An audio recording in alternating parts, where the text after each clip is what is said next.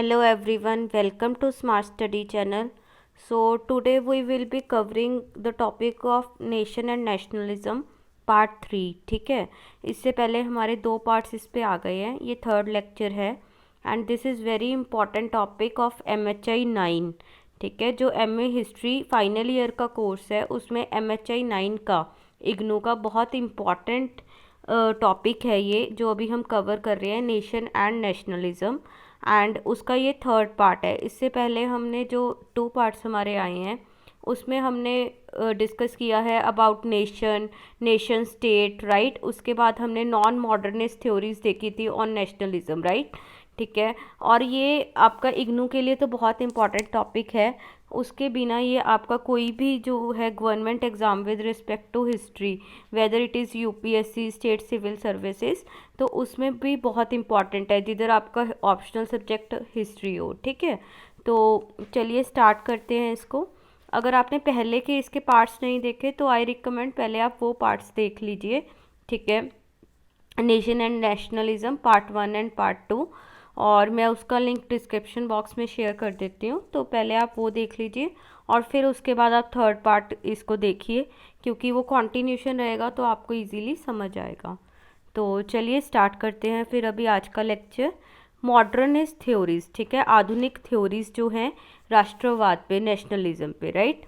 इससे पहले हम दोबारा से एक बार ग्राफ देख लेते हैं. ये जो हमने फ्लो चार्ट ड्रॉ किया था, राइट, इसको एक बार कंसीडर कर लेते हैं, आपका थोड़ा रिवीजन भी हो जाएगा. तो हमने देखा था कि ये जो राष्ट्रवाद है उस पर डिफरेंट स्कॉलर्स ने डिफरेंट थ्योरीज दी हैं, राइट. ठीक है, हमने 2 जो है व्यू पॉइंट्स मेनली देखे. नॉन मॉडर्निस्ट, जिसको हम गैर आधुनिकतावादी सिद्धांत बोलते हैं, राइट. ये हमने लास्ट लेक्चर में अच्छे से कवर किया था.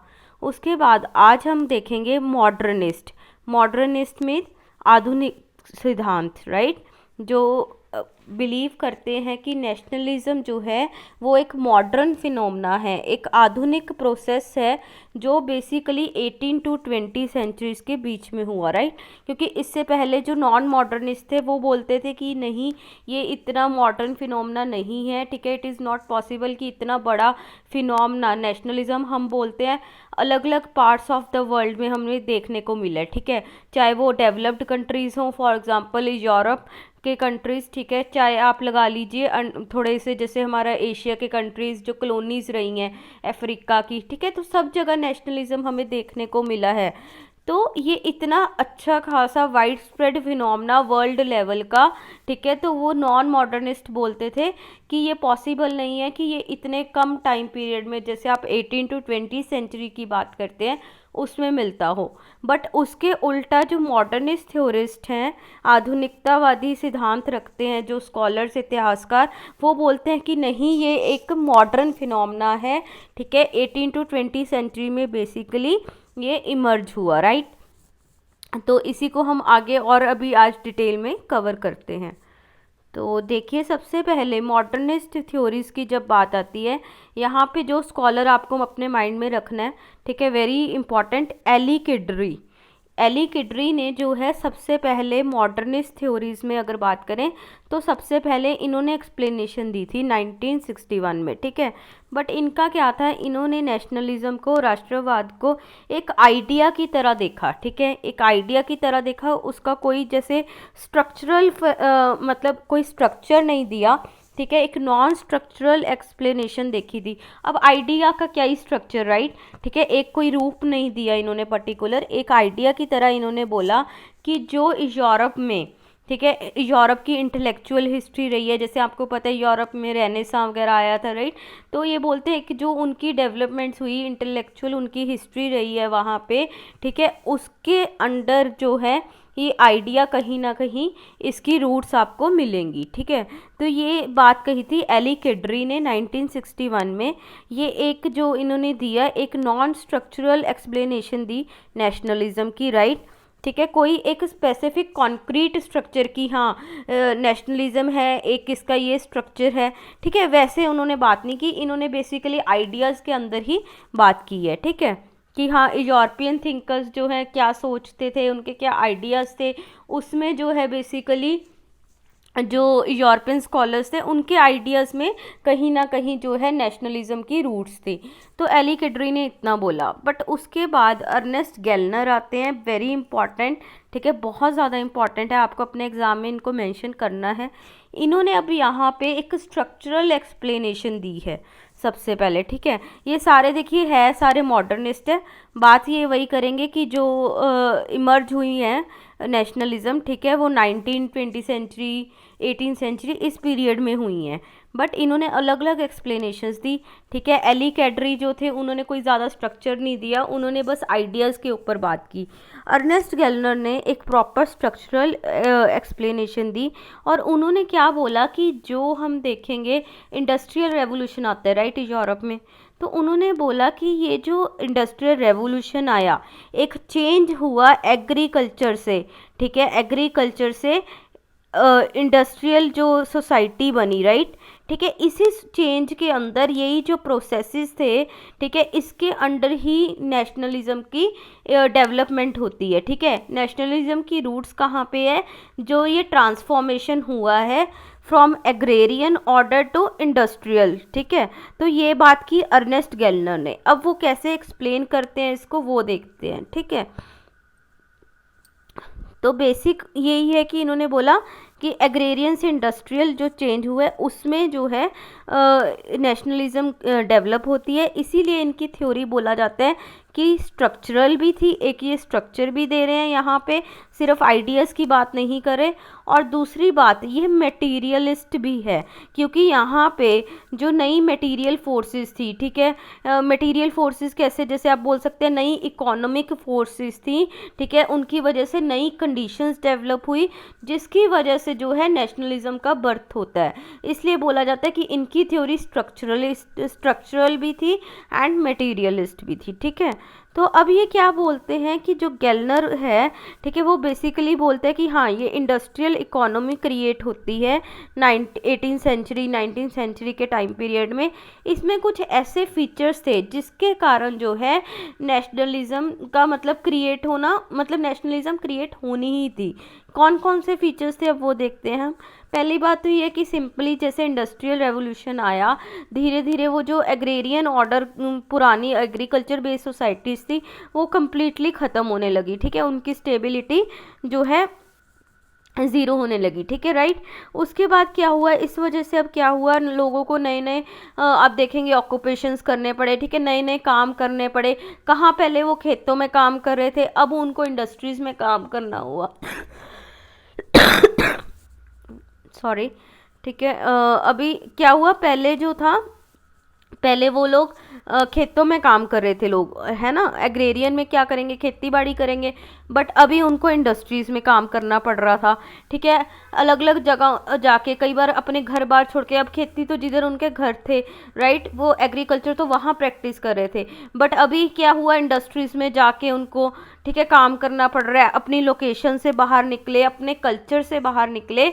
इससे बेसिकली क्या हुआ, ये जो नई इकोनॉमी क्रिएट हुई, ठीक है, इससे अब वो जो लोग थे, ठीक है, वो अपनी कम्युनिटी से बाहर निकल के आए, राइट, अपनी कम्युनिटी से बाहर नई नई कंडीशंस में, नए इन्वायरमेंट में, नए लोगों से मिले, नए कल्चर्स में आए, राइट। इससे क्या हुआ, अब जो पुराने ओल्ड कल्चर्स थे, ठीक है, ओल्ड स्ट्रक्चर थे, वो धीरे धीरे ख़त्म होने लगे तो उसके बाद क्या है, बेसिकली अब क्या होता था एग्रेरियन में, आपको पता है सबने, हमने सामंतवाद पढ़ा है राइट, फ्यूडलिज्म पढ़ा है, तो फ्यूडल लॉर्ड्स होते थे, वहाँ पे क्या था, एक हायरार्की बनी हुई थी, ठीक है, ये हाई स्टेटस है, कोई रिच ज़मींदार है, कोई पुअर है, कोई लेबरर है, राइट, तो हायरार्कीज थी बेसिकली। बट अभी इंडस्ट्रियलाइजेशन से क्या हुआ, यहाँ पे पहले आप देखेंगे एक इक्वल सा, जैसे इगैलिटेरियनिज्म हम बोलते हैं, एक सोसाइटी में थोड़ा इक्वलिटी का बेसिस क्रिएट हुआ था, ठीक है। तो वो पुराने जो हायरार्की वाले स्ट्रक्चर्स थे, वो बेसिकली अर्नेस्ट गेलनर बोलते हैं कि वो ख़त्म हुए, ठीक है। यहाँ पे ये मेन मेन पॉइंट्स हैं, कीवर्ड्स हैं, आपको अपने माइंड में रखने हैं, ठीक है। उसके बाद क्या होता है, इससे अब क्या हुआ, ये ओल्ड इलाइट कल्चर वगैरह अब ख़त्म हो गया था। पहले क्या था कि कुछ लोगों के हाथ में ही पावर थी, राइट, ठीक है। बट ये इंडस्ट्रियल में अब थोड़ा सा इक्वलिटी आने लगी थी। तो ये जो ओल्ड इलाइट कल्चर था सिर्फ पहले कुछ लोगों के बीच में था, अब अर्नेस्ट गेलनर बोलते हैं कि वो शेयर्ड कल्चर में ट्रांसफॉर्म होने लगा, ठीक है। Shared culture, wide spread culture, ठीक है। इस तरह से एक नया इन्वायरमेंट क्रिएट हुआ इंडस्ट्रियल इकोनॉमी में। उसके बाद क्या हुआ फिर, अब जो लोग भी थे, कॉमन लोग थे, हमने देखा कि वो कैसे अपनी अपनी ऑक्यूपेशंस, अपनी जगह छोड़ के, अपने काम धाम छोड़ के नई नई जगह पे आ गए थे, ठीक है। तो उसके बाद क्या हुआ, यहाँ पे उनका भी जो कल्चर था, पहले वो अपने अपने कल्चर में थे, ठीक है, अब वो यहाँ पे मिक्स होके एक दूसरे के कल्चर में वो मिलने लगे थे। तो यहाँ पे भी एक शेयर्ड कल्चर देखने को मिला। फॉर एग्जाम्पल हम देखें कि एक एग्जाम्पल ले रहे हैं, ठीक है, एक ए पर्सन है, एक बी पर्सन है, ये अपने यहाँ पे एरिया में ये अपने एग्रीकल्चर वगैरह प्रैक्टिस कर रहा था, ठीक है, इसका ये कम्युनिटी था, बी का इधर था, बट अब इंडस्ट्रीज आ गई, दोनों यहाँ पे आ गए, ठीक है। तो ऐसे करके और भी लोग आ गए, तो अब इनका एक शेयर्ड कल्चर डेवलप होने लगा था, ठीक है। उसके बाद इसमें क्या हुआ, क्योंकि आप नेशनलिज्म को बेसिकली अगर हम देखते हैं, नेशनलिज्म में क्या है कि लोगों का कुछ शेयर्ड आइडेंटिटी, कुछ शेयर्ड गोल पे वो इकट्ठे हुए, राइट। तो इस तरह से यहाँ पे भी वो शेयर्ड जो कल्चर है वो इमर्ज होने लगा, राइट। उसके बाद इसमें अर्नेस्ट केल्नर बोलते हैं कि स्टेट का रोल भी बहुत इंपॉर्टेंट हो जाता है, क्योंकि इतनी नई इकोनॉमी बनी, ठीक है, इतनी बड़ी है, बिल्कुल न्यू इकोनॉमी, इसको मैनेज अगर करना है तो स्टेट तो ज़रूरी है, ठीक है, स्टेट ज़रूरी है। एंड उससे ज़्यादा ज़रूरी क्या है कि लोग स्टेट को सपोर्ट करें, ठीक है। अगर स्टेट को, गवर्नमेंट को लोगों की सपोर्ट ही नहीं होगी, वो भी काम नहीं चलेगा, है ना। तो यहाँ पे क्या था कि स्टेट जो है लोगों की सपोर्ट से हो, ठीक है, लोगों को रिप्रेजेंट करे, ठीक है, लोग बेसिकली सिटीजन्स बने, ठीक है। तो इस तरह से जो है स्टेट का कॉन्सेप्ट भी यहाँ पे आया। स्टेट सोसाइटी पार्टनरशिप चाहिए थी इंडस्ट्रियल इकोनॉमी चलाने के लिए।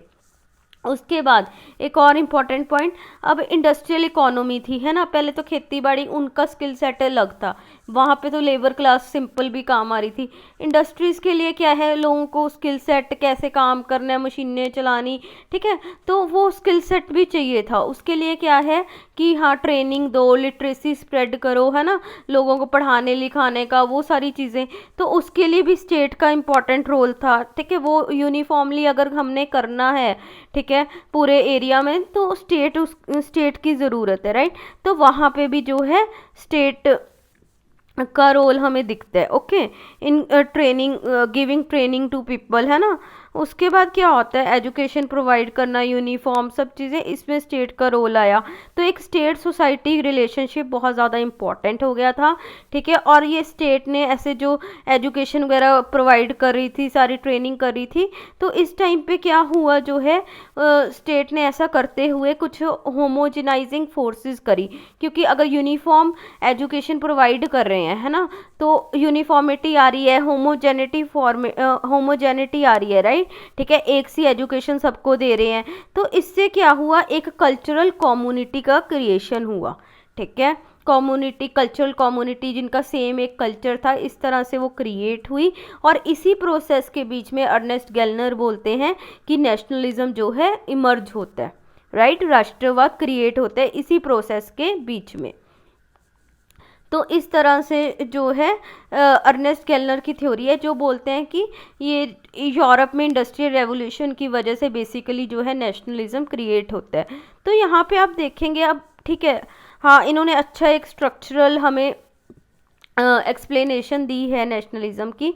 बट प्रॉब्लम क्या आती है यहाँ पे आप देखेंगे, ठीक है, ये जो थ्योरी है इनकी, ये बेसिकली वेस्टर्न यूरोपियन एक्सपीरियंसेस पे बेस्ड है, ठीक है। बट अगर हम देखें हमारी कॉलोनीज़ में, इंडिया में, ठीक है, या एशिया अफ्रीका की और कॉलोनीज़ में अगर हम देखें, ठीक है, तो यहाँ पे नेशनलिज्म अगर हम देखते हैं वो इस तरह से नहीं था, है ना। अब अपने यहाँ पे ऐसा थोड़ी हुआ कि इंडस्ट्रियल रेवोल्यूशन हो गई, ठीक है, इंडस्ट्रीज बनने लग गई थी, उसके बाद नेशनलिज्म आया, ऐसा अपने तो यहाँ पे नहीं हुआ। तो कहीं ना कहीं, ठीक है, ये क्या हुआ, गेलनर की थ्योरी ने यूरोप के बेस पे, जो यूरोप में इंडस्ट्रियलिज्म आया उसके बेस पे इनकी थ्योरी पहले बनी, उसके बाद इसको एक ग्लोबल स्ट्रक्चर जो है ग्लोबल नेचर इनको दे दी गई, ठीक है। बट ये इसकी लिमिटेशन है कि ये जो कॉलोनीज में, ठीक है, एशिया अफ्रीका की कॉलोनीज हैं, तो यहाँ पे ये सेटिस्फाई नहीं करता नेशनलिज्म के फिनोमिनन को, राइट, ठीक है। तो इसीलिए अब एक और स्कॉलर की बात करते हैं, टॉम नायरन, वेरी इंपॉर्टेंट, ठीक है। ये दोनों अर्नेस्ट गेलनर एंड टॉम नायरन आपको अपने एग्जाम में मेंशन करने होंगे अगर ये आपको क्वेश्चन आता है।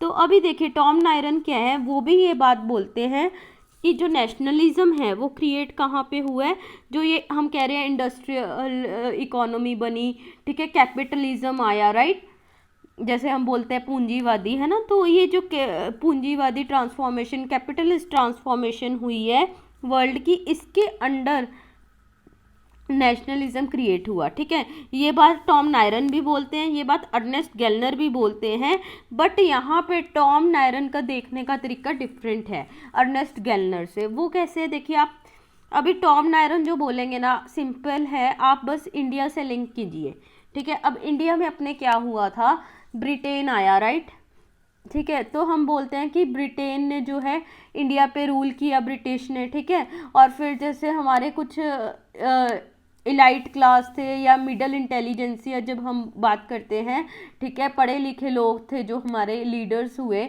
ठीक है, उन्होंने पहले क्या बोला मॉडरेट्स ने, फॉर एग्जांपल अगर हम देखें दादा भाई नौरोजी ने, ठीक है, उन्होंने क्या बोला था कि जो इंडिया है उसकी वेल्थ को जो ड्रेन कर रहे हैं Britishers, right, drain of wealth theory दी थी कि कैसे वो जो है इंडिया की वेल्थ को ख़त्म कर रहे हैं, ठीक है, इंडिया का धन जो है वो अपने वहाँ पे लूट के लेके जा रहे हैं, राइट, ठीक है। तो सिमिलरली जो टॉम नायरन है वो बात करते हैं कि ये जो कैपिटलिज्म फ्लोरिश हुआ यूरोप में, ठीक है, इसने बेसिकली क्या कर दिया था, इसने एक कोर एरिया बना दिया, ठीक है, और आसपास पेरीफेरी एरिया बना दिया।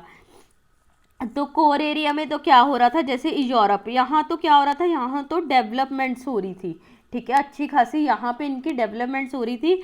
बट ये जो पेरीफेरी वाला एरिया था आउटर एरिया था, यहाँ पे कॉलोनीज थी, जैसे इंडिया की एग्जांपल मान के चले, तो यहाँ पे कुछ नहीं ये हो रहा था, यहाँ पे एक्सप्लॉयटेशन हो रही थी, अनइवननेस क्रिएट हो रही थी, ठीक है। अब यहाँ पे यही हो रहा था, हमें थोड़ी उनकी इंडस्ट्रियल रेवोल्यूशन का इतना फ़ायदा मिला था, हमारा तो यहाँ पे सारी इंडस्ट्रीज ख़त्म हो गई थी, हमें वो एक्सप्लॉयट कर रहे थे, राइट। रिवॉल्ट ऑफ 1857 में भी हम देखते हैं कि कैसे हमारे जो है ट्रेडिशनल हैंडीक्राफ्ट्स डिस्ट्रॉय हो गए थे, राइट। तो इसलिए ये बोलते हैं कि पेरिफ्री वाले जो लोग थे उनको तो ये जो कोर एरिया की डेवलपमेंट्स हो रही थी इनकी बेसिकली डोमिनेशन झेलनी पड़ी, राइट, डोमिनेशन को टॉलरेट करना पड़ा in the form of imperialism, colonialism, ठीक है। तो इसलिए क्या हुआ, यहाँ पे जो ब्रिटिशर्स थे हमें कॉलोनीज बना लिया था, है ना। तो इस तरह से हम उनकी डोमिनेशन को फेस कर रहे थे, और फिर वहीं से हमारे कुछ लीडर्स आगे आए, कुछ हमारे पढ़े लिखे इलाइट क्लास जिन्होंने ये चीज़ को समझा। फॉर एग्जांपल इंडिया की बात देखें, दादा भाई नौरोजी, ठीक है, आरसी दत्त, ये अलग अलग जो हमारे लीडर्स हुए, इन्होंने ये बात बोली कि ये जो ब्रिटिशर्स जो कर रहे हैं, ठीक है, ये अपने फ़ायदे के लिए कर रहे हैं, ठीक है। तो ये जो यूरोपियन पावर्स थी, इन्होंने इंडस्ट्रियल रेवोल्यूशन का जो फ़ायदा इनको हुआ, बट उसके बदले में हमें जो है एक्सप्लॉयटेशन ही मिली। तो जो ये हमारे इलाइट कम्युनिटी थी, ये इन्होंने ये बात को समझी, एक ये कम्युनिटी क्रिएट हुई अगेंस्ट द एक्सप्लॉयटर्स, ठीक है, ये जो यूरोपियन वर्ल्ड हमें एक्सप्लॉयट करा था इनके अगेंस्ट एक कम्युनिटी क्रिएट हुई, ठीक है। इंडिया में भी यही हुआ ना, हमने जब ये चीज़ें समझी तो हमारा जो है नेशनलिज्म आने लगा इंडिया में, ठीक है।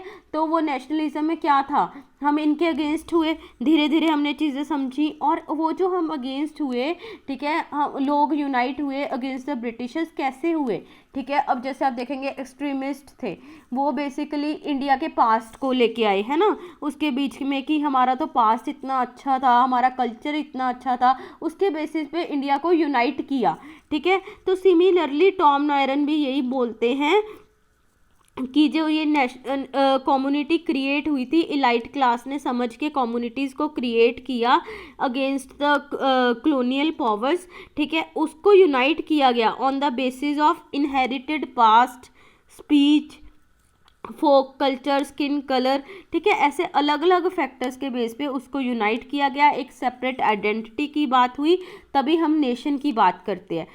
बिल्कुल जो इंडिया का केस है आप उससे कंपेयर करेंगे तो आपको कोई इसमें प्रॉब्लम नहीं आएगी, ठीक है। तो इन्होंने यही बोला कि जो यूरोपियन वर्ल्ड था वो कॉलोनीज को अंडर डेवलपमेंट दे रहा था, ठीक है, पॉलिटिकली डोमिनेट कर रहा था, उसके खिलाफ ये जो हमारे पढ़े लिखे लोग थे, मिडिल क्लास इंटेलिजेंसिया था, ये आगे आया। इन्होंने कॉमन मासेस को अवेयर किया, ठीक है, ऑन द, फिर उसके बाद उनको यूनाइट करने के लिए हमारा जो पास्ट था, हमारा कॉमन कल्चर था, ठीक है, ऐसे तरीकों को यूज़ किया गया और एक अलायंस बनाया गया, ठीक है, between the masses and elite, right. हमारे नेशनलिज्म में बेसिकली वही होता है, सारे बड़े छोटे लोग एट द एंड सब इकट्ठे हो रहे होते हैं, कॉमन मासेस भी आ रहे होते हैं, ठीक है। बाद में जैसे गांधी जी होते हैं वो कॉमन लोगों को भी लेके आते हैं इंडियन नेशनल मूवमेंट में, तो वही चीज़ें हुई। अब जैसे बोलते हैं, ये बहुत इंपॉर्टेंट है, आप अपने एग्जाम में ऐसे यूज़ कर सकते हैं, ठीक है, वो क्या बोलते हैं कि the new middle class intelligentsia of nationalism had to invite the masses into history and invitation card had to be written in language they understood. मतलब जो पढ़े लिखे लीडर थे उन्होंने समझी ये बात कि ये यूरोपियंस हमें एक्सप्लॉइट कर रहे हैं, ठीक है, ये हमारा नुकसान कर रहे हैं, तो उन्होंने कॉमन लोगों को, मासेस को ये समझाया, उनको इकट्ठा किया on the basis of history, उनको यूनाइट किया और उनकी ही भाषा में, उनकी ही लैंग्वेज में उनको समझाया कि भाई ये यूरोपियंस हमारे फ़ायदे की बात नहीं कर रहे, ये हमारे नुकसान कर रहे हैं, तो हम इनके अगेंस्ट राइज कर, अगेंस्ट जो है हम इनके मूवमेंट चलाते हैं, ठीक है, अपनी सेपरेट आइडेंटिटी, अपना सेपरेट नेशन क्रिएट करते हैं, राइट, ठीक है, बिल्कुल जैसे हमारे इंडिया में हुआ है। तो इसीलिए बोलते हैं कि ये टॉम नायरन के व्यूज़ हैं, ये क्लोज हैं to Indian experience of nationalism, ठीक है, क्योंकि अर्नेस्ट गेलनर के हमने देखे, अर्नेस्ट गेलनर के बेसिकली जो है यूरोपियन वर्ल्ड के ऊपर बेस्ड थे, बट इनका जो यूरोपियन वर्ल्ड में इंडस्ट्रियल रेवोल्यूशन आया उसके अंडर कैसे कॉलोनीज में सफरिंग्स हुई, ठीक है, यहाँ पे कैसे जो है अनइवननेस, अंडर डेवलपमेंट क्रिएट हुई, उसके बेस पे टॉम नायरन जो है व्यूज़ देते हैं, ठीक है। तो इसलिए इनके जो व्यूज़ होते हैं वो इंडिया के नेशनलिज्म के क्लोज हैं, ठीक है। तो इस तरह से हमने मॉडर्निस्ट थ्योरीज को आज कवर किया, ठीक है, जो आधुनिक व्यू हैं अबाउट नेशनलिज्म, ठीक है। तो इससे हमारा नेशन एंड नेशनलिज्म का टॉपिक अच्छे से कंप्लीट हो गया है। अभी आपको कोई प्रॉब्लम नहीं आएगी, आपको कोई भी एग्ज़ाम में क्वेश्चन आता है या असाइनमेंट में तो आप अच्छे से इसको अपना लिख सकते हैं, ठीक है। तो चलिए फिर हम नेक्स्ट लेक्चर में मिलेंगे एक और इम्पॉर्टेंट टॉपिक के साथ, MHI 9 के। तो उसके बिना अभी हमारी MHI 6 की भी सीरीज़ चल रही है, उसमें बिल्कुल हमारे जो इम्पॉर्टेंट क्वेश्चंस हैं उनको हम कवर कर रहे हैं बहुत अच्छे से, ठीक है, आप वो देख सकते हैं। वो अगर आपका कोई अभी अगस्त में एग्ज़ाम्स हैं, अगर आप उसमें अपीयर हो रहे हैं तो उसके लिए भी बहुत ज़्यादा बेनिफिशियल रहेगा, और अदरवाइज़ ऐसे आपकी असाइनमेंट्स के लिए, एग्ज़ाम्स के लिए तो इम्पॉर्टेंट है ही हैं, ठीक है। तो आप वो भी देख सकते हैं और बाकी चैनल को आप सब्सक्राइब कर लीजिए, बेल आइकन को प्रेस करें, इससे जो भी हमारी वीडियोज़ अपलोड हो रही हैं उसकी नोटिफिकेशन आपको मिलते रहेंगे। तो चलिए मिलेंगे नेक्स्ट लेक्चर में। Thank you, bye bye.